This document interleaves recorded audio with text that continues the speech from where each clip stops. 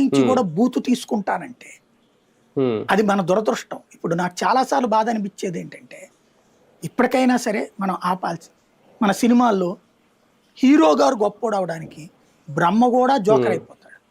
ఒక సినిమా రాముడు ఏదో దాని పేరేంటది, యముడు కామెడీ పోర్షన్, చిత్రగుప్తుడు కామెడీ పోర్షన్, పులిహార అంటే పులిహార కలుపుతాం అంటే పులిహార అనేటటువంటి కలపడాన్ని, అది మనం ప్రసాదం గౌరవంగా తినే ప్రసాదాన్ని ఒక కామెడీ పదార్థం చేసేసారు జబర్దస్త్ జోకుల్లో.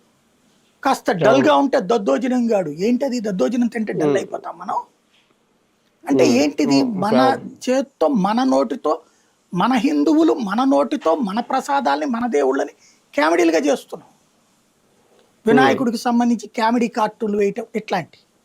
అదే వేరే మతంలో చేయమనండి, దైవద్రోహం అని చెప్పి తలకాయలు కోసేస్తారు. కోసేసినోడికి ఆ మతం మొత్తం పూజగా నిలబడుతుంది, తోడుగా నిలబడుతుంది. అదే కదా, మనం అట్లాంటి చెయ్యట్లేదని చెప్పి వీళ్ళు ఇష్టం వచ్చినట్టు చేస్తున్నారు, ఇష్టం వచ్చినట్టు మాట్లాడుతున్నారు.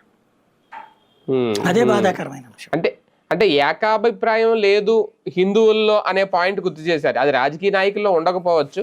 ఇదే వేరే మతాలని ఇంకో మతాన్నో ఏకాభిప్రాయం లేదు అని అనగలరా రేవంత్ రెడ్డి అనేది కూడా. కానీ హిందువుల విషయంలోనే ఆయన ఎగ్జాంపుల్గా తీసుకోవడానికి ఒకటి అపరిపక్వత, రెండోది కాంగ్రెస్ పార్టీలోనే ఉందా అది హిందుత్వాన్ని కించపరుస్తూ మాట్లాడడం. ఇప్పుడు అదే పందాన్ని